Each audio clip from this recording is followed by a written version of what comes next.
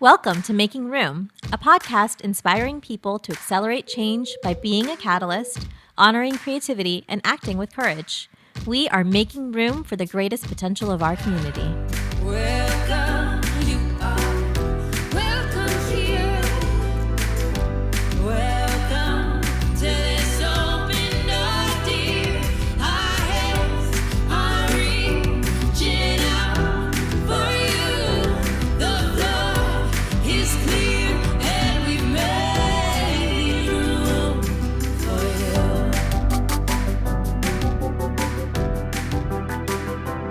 Well, everybody, welcome back to Making Room. I tell you what, we are spent in a good way, just emotionally moved from hearing from Efuru Cole-Brewer. The best thing you can do, first of all, stop listening to this if you haven't, and go listen to the one before where we interview Efuru Cole-Brewer about being a catalyst. Y'all, it was extraordinary, and I think that's what I felt. Is like I had a hard time even us having this conversation because it was so powerful. I'd love to hear from y'all. Yeah, I was moved. In the episode, I joked about not shedding a tear, but I did not know what to expect. And she got me emotionally a couple of times just because of how far ahead of her time she was, and just seemed like just an old spirit. And like I said, in a way, reminded me of everything that my wife and I try to instill in my daughter, particularly as an African-American young female, having that resiliency, having the just strength and just vision, and being able to say the things, use her own voice to say the things that even like as an adult, I'm like, oh, I can't say that anymore, right? But she said it, but then bring it back to it's all about love. It's all about connecting. It's all about relationships and being able to connect across these differences. I mean, it was just extremely powerful. Yeah, I agree. I mean, I was so overwhelmed by the conversation, and I too was holding back tears. I mean, just watching this 17-year-old girl who is speaking truth bombs of like left and right of so much of the experience that she's had and how she sees the world, but also that how she's living and engaging in the world. And, you know, she talked a lot about being self-aware, Right. which really struck me because as I was talking to her, I even said on the episode, like, she has lived these experiences from young childhood and dealing with cancer and being isolated for such a long time. And then moving forward and kind of being able to be put in a position where she could have gone multiple directions and really choose this path of being able to be self-aware and use her strengths and her powers to make change in the community. I was thinking also about just, you know, we talk a lot about leadership and how there is a kind of typical way that leaders lead. And she talked about growth. Yeah. And it reminded me that, like, even as leaders in our communities, like, we're still growing, we're still learning. And if we don't have that impact of self-awareness within ourselves, like, we can just continue to make decisions for communities without, you know, taking in that voice. Yeah, I just wrote down that when you see potential in something so powerful as somebody like Efuru, you just can't unsee that. That's right. And if we talked some that sometimes deeper than love is I see you.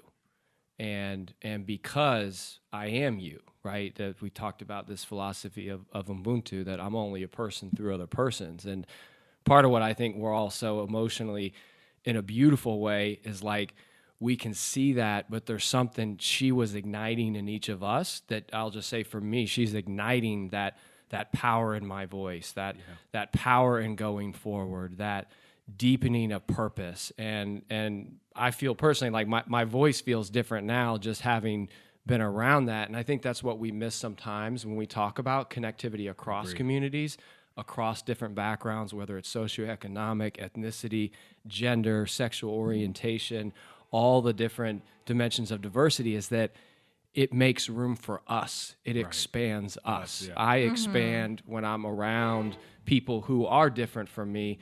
I expand when I'm around people like her, who the clarity in how she speaks, it's just like I'm ready to run through a brick wall out there for change. Right. And the more we're close to that is so important to me. Yeah. I agree. Okay, y'all got to take a listen to this clip. It's going to blow you away.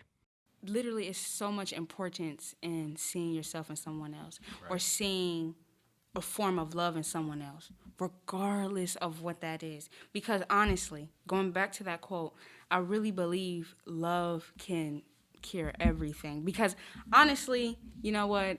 I believe that our human nature is love, but the further we stray away from that, the harder it is to find our way back. And everything is a process, and it's just like, the world has many things wrong with it, yeah, sure. But there's so many things that's right about it. And if we connect, like you said, on that relation, on that love, you never know what you might find out about someone, how you might connect with them, and then what y'all can create together. And that's the goal. The goal is to create a better reality. And I would highlight too just the importance of her being young. And John mentioned in the interview that a lot of these sort of movements that we look over history have been led by young people. And I think looking back, we think they're just like so old, but they were young. They were like in their teens and early 20s. And so sometimes what we just need to do to go back to making room is to allow someone like Efuru to be her, not change her, not say this is what I think you should do or this is what you can't do, but you can do this. Just create the room for her to be her, put that support behind her so she can go off and be her and be great and do all the things we need her to do. Yeah, I mean, what I'm hearing both of you even say is that Efuru was our catalyst on that episode, She right? Like was. we're all like ready to move and do and be, just from a voice, right? She didn't lose anything by talking to us, and we are all ready to move. Clear example of someone who has been a catalyst for others, and I would love for you guys to listen to this clip again from our past episode to just see that come to light. Actually, when John told me you were a pediatrician, it actually like warmed my heart because at like I said, the first 4 years of my life was nothing but in the hospital. That's a lot of us. And when I tell you the nurses and doctors made that, like I remember like so this is actually so funny. Going back to the catalyst, okay? Going back to that.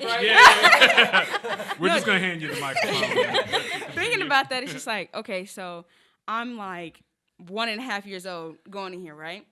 And I remember like I was the kid that didn't cry getting my blood drawn and was just like, okay, I mean, they're going to do it. And I remember my doctors would go like to my room and pull me out to help the older kids. Oh, gosh. They'd be like, oh, come on, come hold such and such hand. They're freaking out about the needles. And I would like, she made room for me. She was like, come on, like, we need you. And I was just like, okay, let's go. You were the child life specialist in the movie, right? Right, and it was just like I said, going back to the catalyst, it's like she made room for me to be me and for me to continuously practice being such a positive young lady.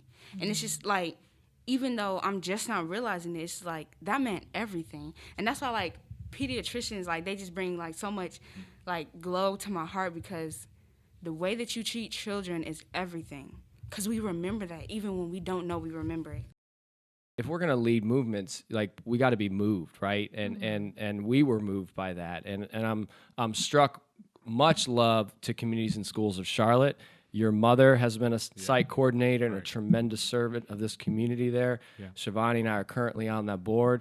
And without that program, without Gambrell Foundation funding the difference makers for us to be up there in DC together, but in the context of we're exchanging value with each other to set it up, right? There's no hierarchy here, because when we talked about language and unlocking potential, CIS National just did something where they actually asked students, how do you want us to talk about you? And one of the things they found is like, can you stop saying at-risk youth? We're not at risk. Yeah. We want you to unlock our potential and remove barriers. Sure. And I think as we start thinking about language, is hey, this is not a low-income neighborhood. It's a neighborhood experiencing an opportunity barrier. This is a child experiencing something, and the more we do that, I just had to give some love to CIS. It's changed me to have the relationship with her. She's still sitting in here with us, and as Brian said, our podcast producer, like the energy, she just like it exploded in this room, and it's a presence, as I'm struck with, just a presence. So yeah, just take a listen to this clip for those of us looking for a role model and just hear and experience what we experienced.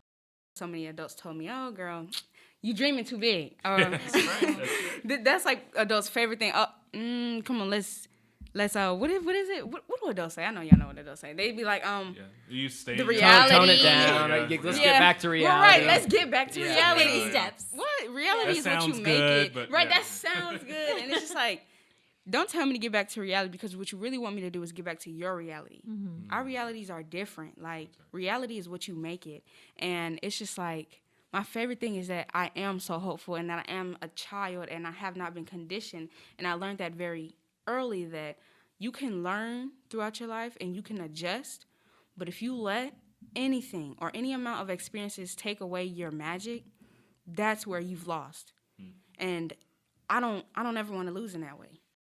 Yeah, we are. don't We know. are. We're We're speechless. speechless. We're out of words, so we should probably just close out. Y'all should go Just to her go listen. stuff. Please Go listen, follow her. Yeah, have a speaking opportunity. It won't, just like we talk about making room.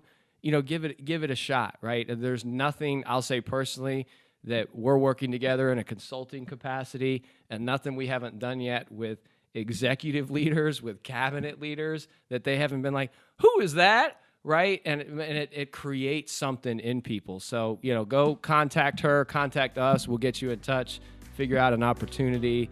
And what a special, special day.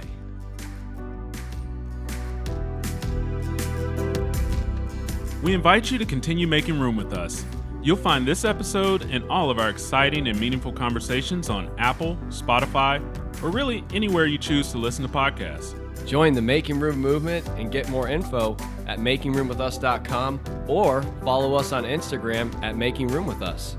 Thank you for showing up for us and each other. Until next time. You are wonderful and full of truth, just as you are.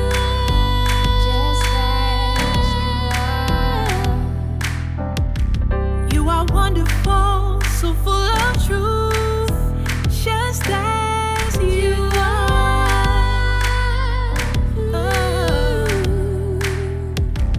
You are wonderful, so full of truth, just as you are, just as you are. You're welcome here, just as you are.